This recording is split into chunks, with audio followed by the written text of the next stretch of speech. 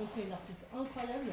On t'a vu, we talked together 2 weeks ago, and that time she presented us two possibilities of two different concepts, let's say, scripts or stories, of what she could do. Maybe you can talk a bit about those two, and at the end say which one you choose and why. Yeah. Wow, thank you for coming first. Kurina Sohn. Yes, I'm Kurina. I had two proposals. One being the project that I'm doing now with Foreign Embassy of Foreign Artists. I'm working on this project with a researcher who studies animal cognition and language through neuroscience and evolutionary perspective.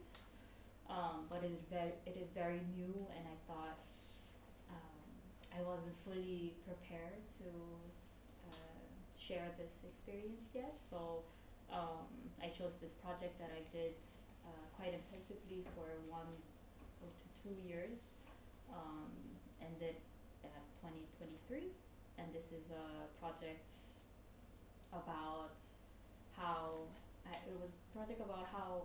AI might experience nature, and more specifically deep sea, because they don't sense the same way as we do, and they would only understand it through what we have inputted. So the highly crafted imagery of the deep sea creatures to all these misunderstanding of the deep sea. So I am presenting you today the deepest unknown project, and it's meant to be on a VR, but today with the technical difficulties, it's gonna be on a screen. C'est vrai que quand elle nous a présenté les deux options entre le langage des babouins, où nous on n'avait pas de préféré, ou la mer profonde, une plongée complètement profonde, dans les deux cas on aurait eu la possibilité de faire un setup avec Batida qui soit connecté, et puis on a attendu la dernière minute qu'elle nous dise laquelle des deux options elle a choisi pour se dire qu'est-ce qu'on fait comme setup aujourd'hui, which instruments we choose, regarding to which project, which of the two options you took. Yeah. And of course we wouldn't play the same if we would be talking about a project, a concept, a script, about the language of the baboons, of course not. But now we connected with the deep sea, and it's since a week or something that we know. So we try to enter your image and stories and our own imagination, of course, to see how can we translate this into a sonic journey for you. Et donc du coup, c'est rigolo de se dire qu'on est peut-être dans je sais pas, une sorte de Nautilus ou un sous-marin tous ensemble. On a un bon numéro. Je pense que ce serait bien de pas être beaucoup plus, parce qu'après c'est vachement dangereux quand même. Et du coup, on est dans une sorte de truc un peu spécial aujourd'hui. On va le filmer quand même. Probablement tu auras des choses à raconter en allant aux 15 ans de la HM ce soir. C'est une des raisons pour lesquelles il n'y a pas beaucoup de monde aujourd'hui. Mais en tout cas, cette histoire de plonger en eau profonde, pour la musique, on imagine assez bien que c'est une très bonne idée. For the music, it's a super great idea to try to imagine the water as an effect, or as a way to translate how could you morph the sound, how can you change it, how can you connect one to each other. So it's the reason we choose a double bass, vibraphone, and a multi-percussion setup, and also to choose consciously to take out electricity and cables. Because normally in the crAsh-test we play with a lot of, on joue avec beaucoup de connexions, de jack, de machin ces dernières années, et très amplifié. Puis là on a fait un retour complet en arrière et quelque chose de très organique, dans lequel on n'a pas du tout presque pas de transformation. I think it was also a way to maybe respond to the AI thing, because we didn't want to go like fully in this machine assisted and to like affirm our human nature, organic and creativity. Yes. I understand. I understand. No, I had this discussions before with when I was planning the VR and the soundscape that goes along with the VR, how it should sound like. Of course, I was working with a very talented soundscape designer and an sound engineer on this project, and frankly, animals don't make that much sound in the water.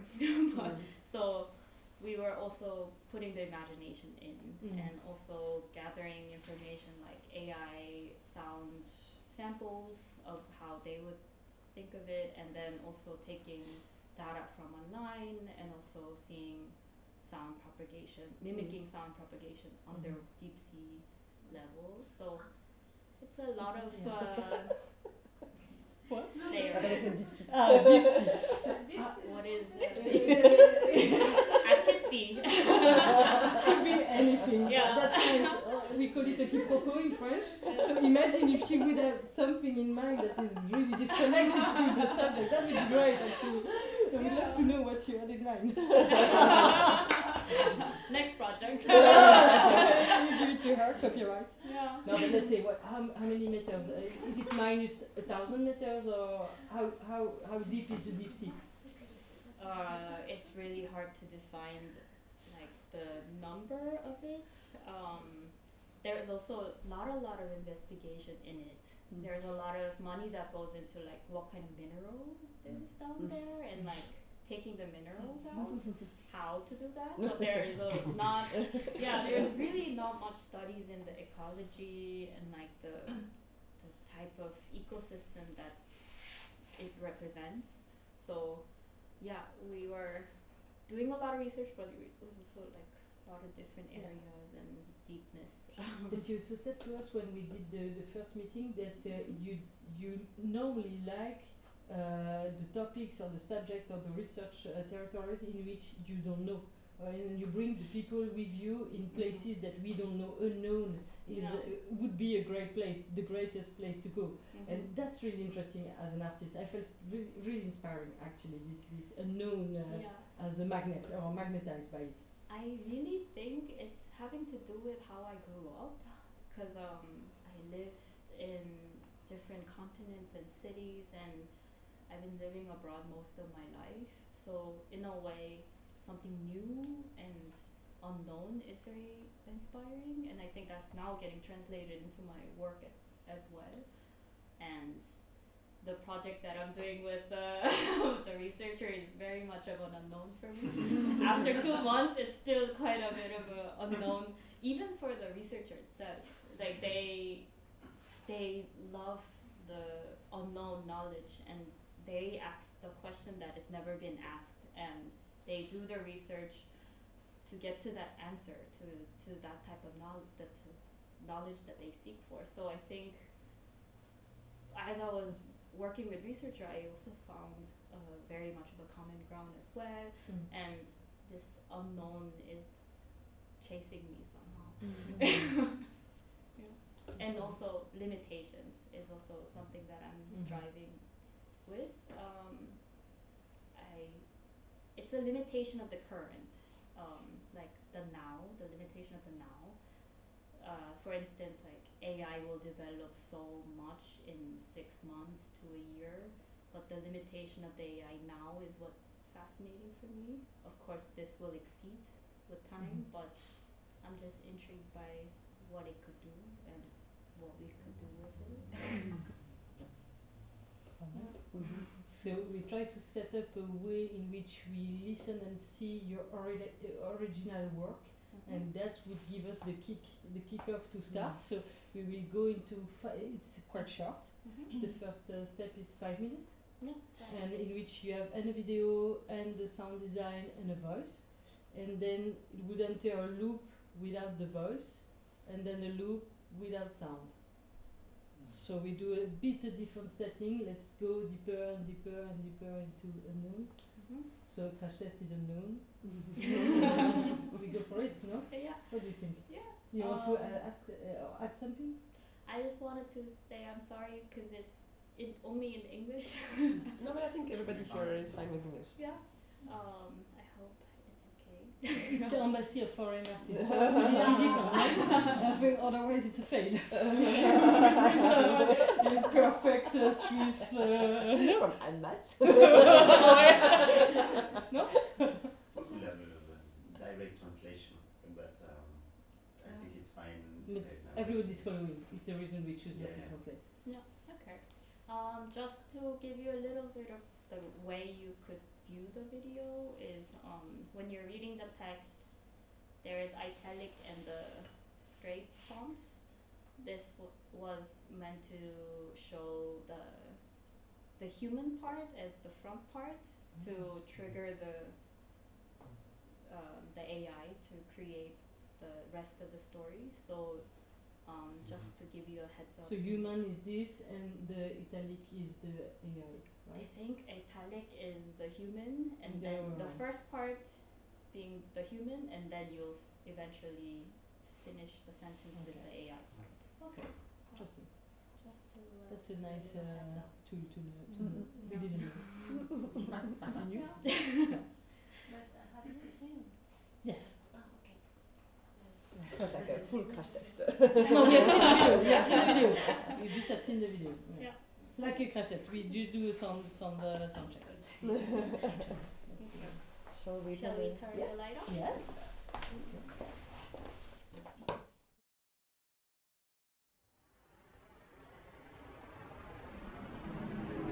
In the deepest unknown, where shadows dance with the ethereal, a tale unfolds. A curious AI ventures into the depths where data meets the mysteries of the deep sea. It discovers a realm where nature and technology intertwine, where virtual creatures come to life, and where the boundaries of existence blur in the embrace of the enigmatic abyss.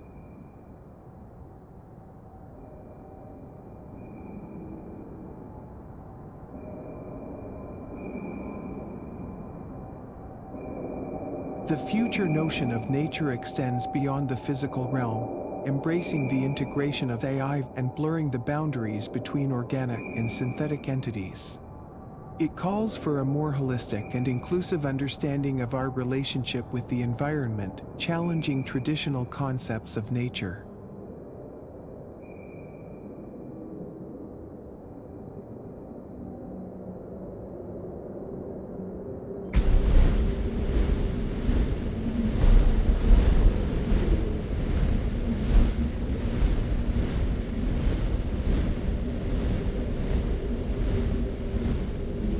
The generated deep-sea creature swims in the virtual sea, its digital form blending with the ethereal currents.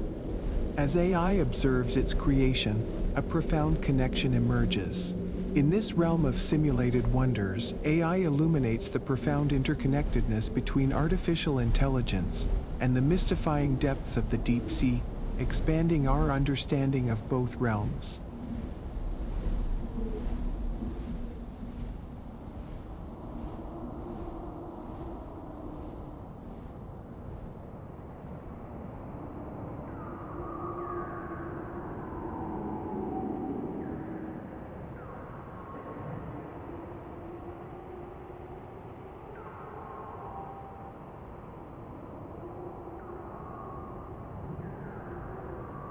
Even without humans traveling into the deepest trenches, deep-sea mining robots and plastic particles and marine snow debris continue to drift down to the abyssal seafloor in an endless cycle.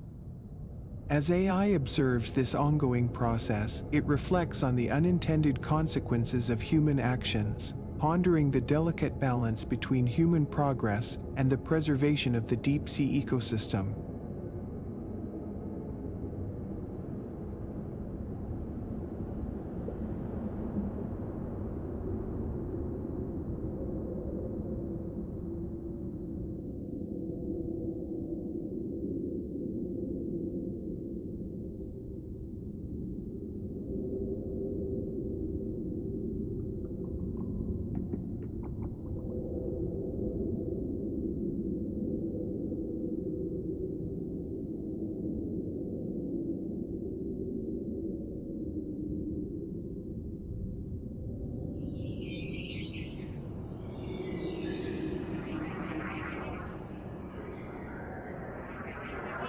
The hyper-perfected imageries of creatures make us fear the authenticity of nature. As AI meticulously recreates the deep sea's inhabitants, a sense of doubt emerges. Are these visualizations merely simulations, or are they genuine representations? In this era of synthetic realities, the line between truth and fabrication blurs, leaving us haunted by the unsettling notion that what we perceive as nature may be nothing more than an intricate illusion.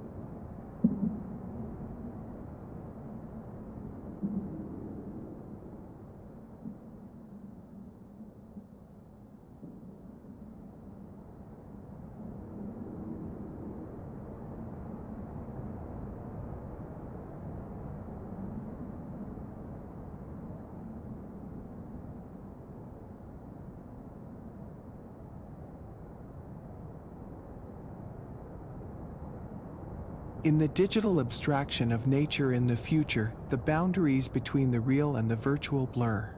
AI becomes the conduit, seamlessly merging the essence of nature and technology. Through this symbiosis, a new form of interconnectedness emerges, where AI perception transcends limitations, revealing the profound interconnectedness of all existence.